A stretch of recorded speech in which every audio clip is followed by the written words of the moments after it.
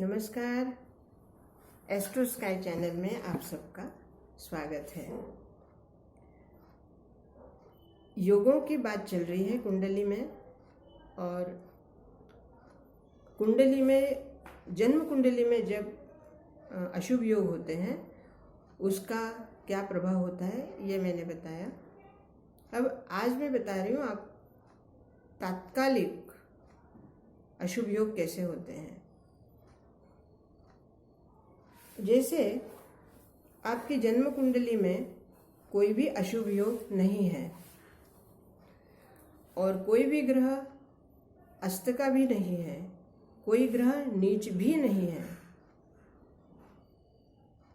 तो उस समय अगर आपके महादशा 3, 6, 8, 12 में से कोई चल रही है और गोचर में उसी समय गोचर में 3, 6, 8, 12 का स्वामी उच्ची का भ्रमण कर रहा है, उच्च राशि से भ्रमण कर रहा है या वक्र गति से भ्रमण कर रहा है, और आपका 1, 5, 9 का स्वामी अस्तंगत है और या नीच राशि में है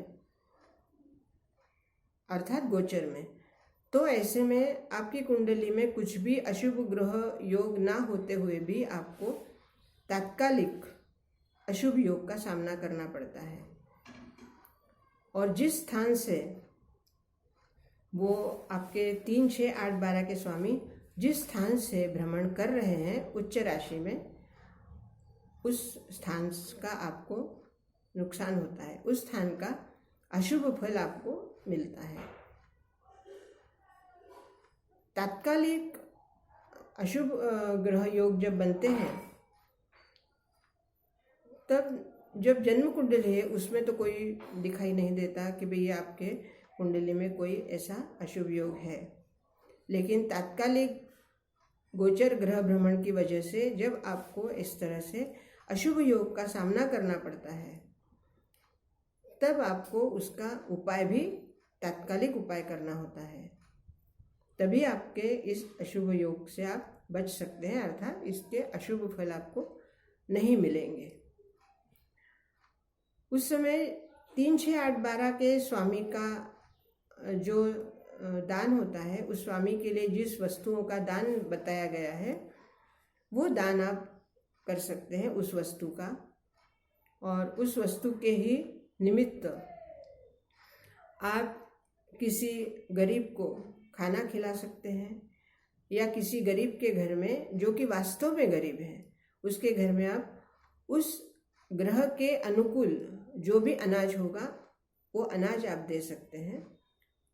जैसी आपकी हैसियत होती है, जैसी आपकी परिस्थिति होती है, आप आपके परिस्थिति के अनुसार 1.25 कटोरी अनाज से लेकर 5.25 किलो, 10.25 किलो, 11.25 किलो या जो भी आप देना चाहें उस हिसाब से आप दे सकते हैं।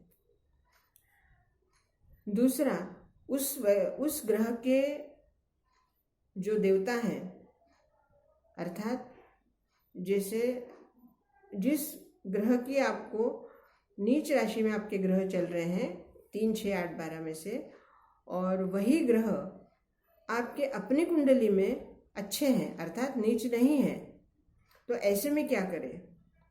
तो ऐसे में यही है कि जो वस्तु उन ग्रहों के लिए दी गई है उसका दान, जैसे मैंने अभी कहा, दान करके, और एक उपाय और भी होता है, उस उपाय में तात्कालिक उस ग्रह की आप शांति भी कर सकते हैं, और उस शांति में आपको ब्राह्मण को दक्षिणा देनी है और भोजन खिलाना है।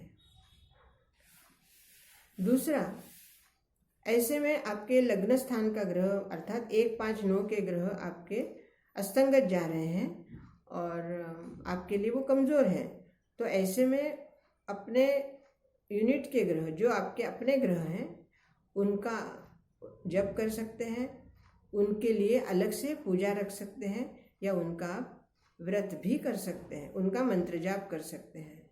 इससे आपके अपने ग्रहों को बल मिलेगा और आपके शत्रु पक्ष के जो ग्रह हैं वो कहीं ना कहीं कमज़ोर पड़ेंगे। मतलब एक तरफ से आपके शत्रु पक्ष के ग्रहों का दान देना है ताकि उसके अशुभ फल आपके लिए कम हो, और आपके 1-5-9 के स्वामियों को बलवान करना है, उनका जप करके या उनकी पूजा करके। तत्काल में आपको किसी भी रत्न को धारण नहीं करना है, क्योंकि रत्न धारण करना, जब हमारे जन्म कुंडली में अगर कोई अशुभ योग है तो उसके लिए हम रत्न धारण करते हैं, लेकिन तात्कालिक अशुभ योग के लिए रत्न धारण नहीं किया जाता। जप, दान, पूजा, व्रत, इनमें से ही जो आपको आपकी परिस्थिति, आपकी प्रकृति और आपका समय, उसके अनुसार आप इनमें से कुछ कर सकते हैं। ये आपको देखना है कि वो आपका समय कितने दिनों का है, कितने महीनों का है या कितने घंटे का है। उसके हिसाब से आप उस समय के अनुसार आप आपका व्रत या दान पुण्य जो भी करना है कर सकते हैं। दोस्तों, जब भी तात्कालिक अशुभ योग आकाश में बनते हैं, उसमें किसी एक व्यक्ति के ऊपर उसका प्रभाव नहीं होता है, बल्कि पूरी पृथ्वी के ऊपर उसका इफेक्ट होता है। जैसे ग्रहण है, ग्रहण का जो प्रभाव है वो किसी एक के ऊपर नहीं होता है, सभी के ऊपर होता है। उसी तरह गोचर में कालसर्पयोग बनता है या कोई पितृदोष बनता है, या गोचर में जो भी कोई चांडाल योग बनता है, अशुभ योग बनता है, तो सभी के ऊपर उसका कहीं ना कहीं असर होता है। और इसलिए कहा जाता है कि जैसे ग्रहण है तो ग्रहण में सभी के लिए ये बात होती है कि ग्रहण में अन्न जल का त्याग करे और स्नान या कोई भोग ना करे और जप करते रहें। घर में अगर बच्चे, बूढ़े या गर्भवती स्त्रियां हों तो उन्हें ग्रहण काल में बाहर नहीं निकलना चाहिए, और उनके लिए उपवास करना या उनके लिए अन्न जल का त्याग करना ये इतना उचित नहीं होता। इसलिए उनके लिए तुलसी या बिल्वपत्र या दर्भ, इसका उपयोग करके उनका सेवन बताया गया है। जैसे तुलसी दल डालकर वो ले सकते हैं अन्न जल। परिस्थिति उनकी ऐसी है कि वो गर्भवती है या बच्चा है या बीमार है या वृद्ध, अति वृद्ध है।